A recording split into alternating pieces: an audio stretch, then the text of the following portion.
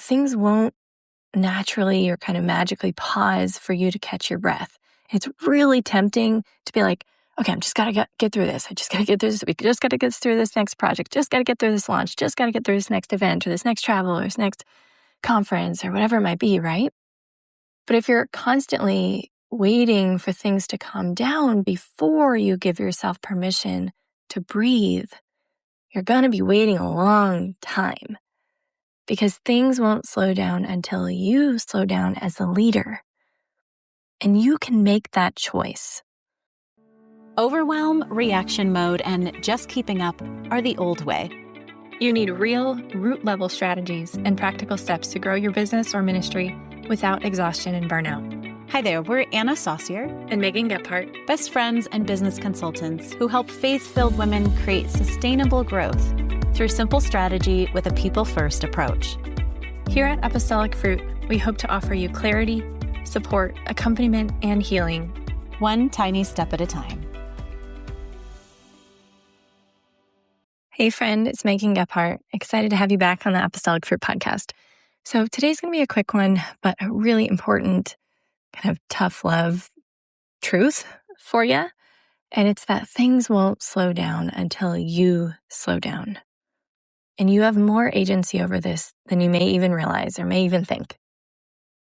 And why did I feel compelled to share this with you today? Well, we just wrapped up 2 back-to-back in-person Rest Boldly retreats, and we've just been kind of sitting in this indescribable awe and marvel and gratitude of all that God has done. And as we've been reflecting on all the stuff that came up in those spaces with these women, something kept surfacing over and over again with everyone there. And we're often reminding ourselves this, we're often reminding our clients this, and so we felt, okay, it's probably going to serve you to hear this too. So the pace doesn't slow down on its own. If you're carrying a lot right now and you're feeling the weight of that, things won't naturally or kind of magically pause for you to catch your breath. It's really tempting to be like, okay, I'm just gotta get through this. I just gotta get through this week. Just gotta get through this next project. Just gotta get through this launch. Just gotta get through this next event or this next travel or this next conference or whatever it might be, right? But if you're constantly waiting for things to calm down before you give yourself permission to breathe, you're going to be waiting a long time because things won't slow down until you slow down as the leader. And you can make that choice. My challenge to you today is that you have more agency over your pace than you may even realize right now. Because you get to decide what gets your attention first. The inbox doesn't have to dictate that to you. You get to start each morning with 10 minutes of quiet before you even open anything that needs a response. You get to gently ease into your day instead of being thrown into it. You can do that, even if slowing down feels like an act of resistance in the moment or kind of like a rebellion, because it probably is, to be very honest. It will feel like that. And that's just part of it. That's normal and that's okay. But you get to carve out a protected hour this week or next week for thinking, not just all the doing. And you get to guard it because it matters. And it will make or break whether you're able to lead instead of react. You get to say, my friend, I'm done running myself into the ground, and you get to mean it. Because if God has called you to this, doesn't he want to make a way for you to lead it more sustainably and not just survive it and get through it, right? He wants you to do this work, yes, but he also wants you to be whole. And so what's one thing on your list today that could actually wait until tomorrow, or that maybe you could even let go of? We're going to get really practical here, okay? So I'm just going to say that one more time. What's one thing on your list today that could actually wait until tomorrow, or maybe that you could even let go of?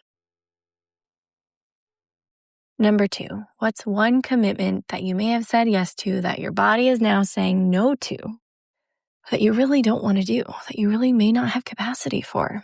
And what would it look like to renegotiate that? Number 3, where are you responding immediately out of habit or maybe anxiety or pressure when nothing would actually fall apart if you waited, or waited a day, or waited even a little bit longer?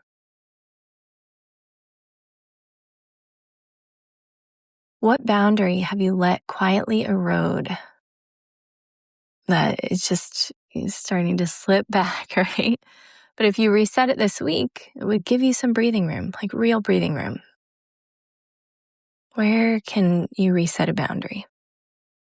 And then finally, number 5, what would this week look like if you protected even 1 hour that just belongs to you? To fill you up in some way, or to rest, or just do something life-giving, or just to meet a need of yours that has just been bypassed because you're meeting everyone else's needs so constantly. Okay, those are my reflection questions to you. Nobody is going to hand you this space. You have to claim it. And it's not that that's easy. I am acknowledging fully that this is hard. And that's why we got to have this conversation. That's why we got to constantly be reminded of it. You have permission to do this, and you can do this. You've got agency here, right? So you can claim it. And maybe it's time to finally do so.